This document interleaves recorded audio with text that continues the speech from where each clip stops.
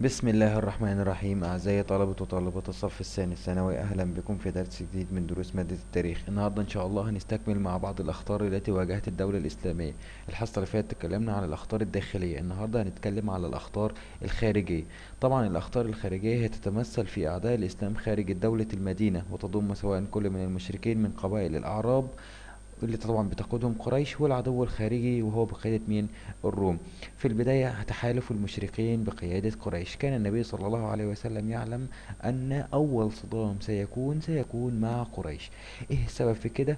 بأن قريش أرسلت عدة رسائل تؤكد عداوتها للإسلام، وأرسلت رسالتين، أحدهما إلى عبد الله بن أبي سلول باعتباره طبعا أحد زعماء المدينة، والأخرى إلى المهاجرين. ومن هذه الرسائل أدرك الرسول صلى الله عليه وسلم ضرورة الاستعداد لمواجهة خطر المشركين في مكة.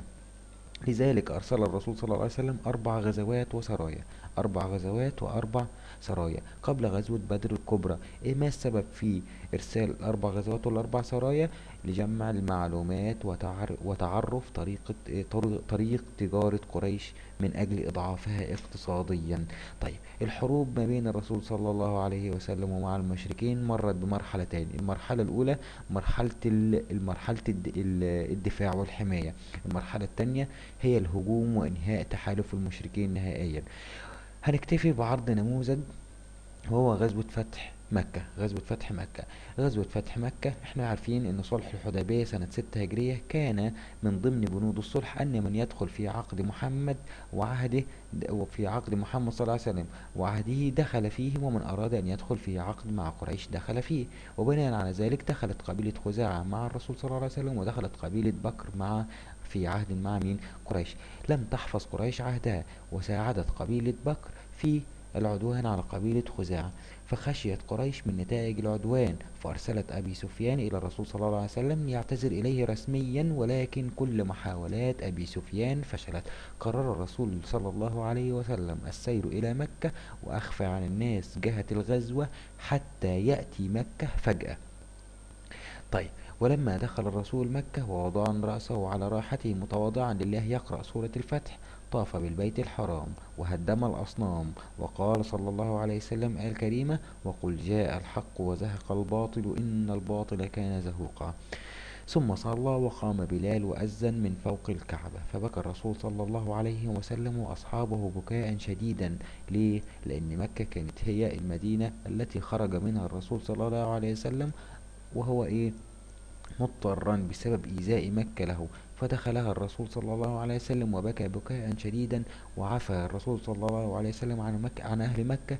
لذلك دخل الرسول دخل آه دخل كثير من الناس في الدين في الدين الإسلامي، أو دخلوا في دين الله أفواجا. طيب، نبدأ في المرحلة الثانية اللي هي الروم. بعد كده بيجي الروم بعد صلح الحديبية في آه سنة 6 هجرية. بعد صلح الحديبية وفتح مكة سنة 8 هجرية، بدأت المرحلة العلنية، أو المرحلة بتاخذ شكل عالمي، وانطلقت الدعوة الإسلامية وانتصرت، ووصلت كتب الرسول صلى الله عليه وسلم إلى الملوك والأمراء يدعوهم الإسلام. من ضمن الملوك دي ملوك الشام، اللي هم طبعا تابعين لحكم الروم. شعر الروم وحلفائهم بالخطر الإسلامي، أظهروا عداوة للإسلام طبعا تتمثل في: واحد، محاولة عرب الشام فرض حصار اقتصادي على المسلمين عن طريق قطع القوافل. اتنين، الاعتداء على بعثة من الصحابة يدعون للإسلام في وادي القرى. 3، قيام شرحبيل بن عمرو الغساني حاكم بصرة بقتل مبعوث الرسول صلى الله عليه وسلم سنة 6 هجرية.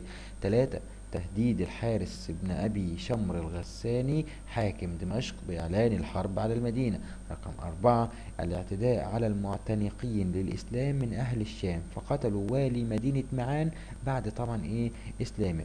ونتيجة للمواقف التي اتخذتها الروم في مواجهة الدين الإسلامي، أخذ الرسول صلى الله عليه وسلم يتخذ بعض الإجراءات من أجل فرض هيبة الدولة الإسلامية، وتأمين الدعاة إلى الإسلام، وتأمين التجارة.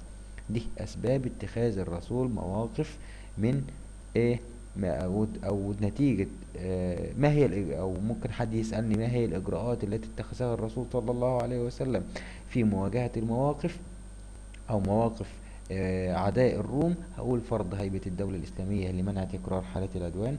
اتنين، تأمين الدعاة إلى الإسلام. تلاتة، تأمين التجارة بين الشام والمدينة. وهزود كمان واحدة رابعة، اللي هي إيه؟ الدخول في معارك حربية بين المسلمين والإيه؟ الروم. من ضمن المعارك الحربية اللي كانت ما بين المسلمين والروم سرية مؤتة سنة 8 هجرية، وغزوة تبوك سنة 9 هجرية. انتهت طبعا الغزوتين دول بتفريق الروم وحلفائهم اللي هم عرب الشام. ومن أهم هذه الغزوات غزوة إيه؟ مؤتة سنة 8 هجرية. نتكلم شوية باستفاضة عن غزوة مؤتة. غزوة مؤتة وقعت في جمادي الأولى لسنة 8 من الهجرة. هي أعظم حرب دامية كانت في عصر الرسول صلى الله عليه وسلم، حيث أنها كانت منقطعة النظير. السبب المباشر لغزوة مؤتة قيام شرحبيل بن عمرو الغساني حاكم بصرة بقتل مبعوث الرسول صلى الله عليه وسلم الحارث بن عمير سنة 6 هجرية. وكان قتل الرسول والسفراء يعني إعلان الحرب بالنسبة للرسول. جهز الرسول صلى الله عليه وسلم بجيش قوامه 3000 مقاتل، وقاد الجيش زيد بن حارثة. ثم أمرهم الرسول صلى الله عليه وسلم في حين مقتل زيد بن حارثة أن يتولى بعده جعفر بن أبي طالب. وإذا توفي أو قتل جعفر بن أبي طالب، فإن الراية تذهب إلى عبد الله بن رواحة، إلى عبد الله بن زيد بن حارثة، جعفر بن أبي طالب، فثم عبد الله بن رواحة. تحرك الجيش الإسلامي إلى الشام، وهناك رأى المسلمون أن عدد الروم يفوقهم عددا. على فكرة عدد الروم كان 200 ألف مقاتل، 200 ألف مقاتل. لذلك انقسم المسلمون، أو فتشاور المسلمون واتفقوا على رأيين. الأول هو إعلام الرسول صلى الله عليه وسلم، وإما أن يطلب إليهم المدد أو انتظار الرد من الرسول صلى الله عليه وسلم بالعودة.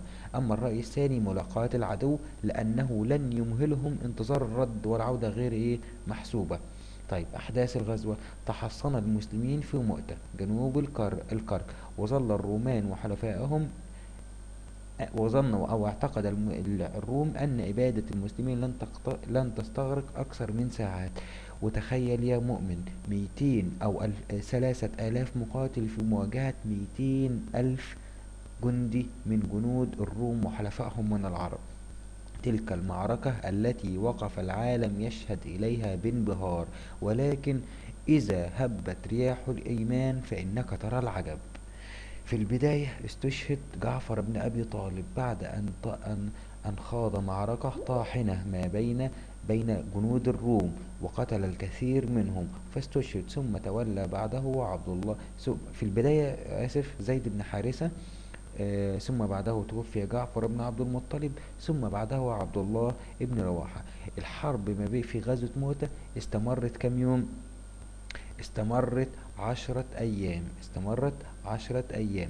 طيب، في اليوم السادس استشهد كل من زيد بن حارثة وجعفر بن عبد المطلب وعبد الله بن رواحة.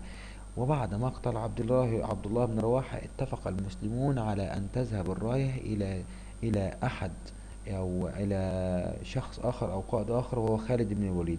لكن خالد بن الوليد، للعلم بالشيء، خالد بن الوليد لم يمضي على إسلامه أكثر من 3 أشهر.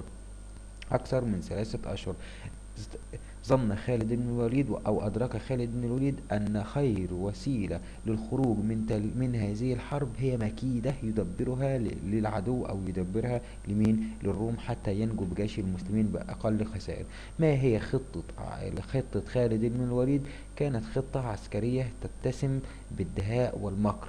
فكانت عناصر الخطة كتائب من الفرسان، وتغيير أوضاع الجيش، والصمود والهجوم السريع. نفذت تلك الخطة عن طريق الهجوم على الرومان في هجمات سريعة ومتتالية. ودخلت كتائب فرسان من خارج مؤتة، ورأى العدو تغيير الرايات، لأن خالد بن الوليد أمر بتغيير أوضاع الجيش، فجعل اليمين في اليسار واليسار في اليمين، واستبدل مقدمة القلب بالمؤخرة.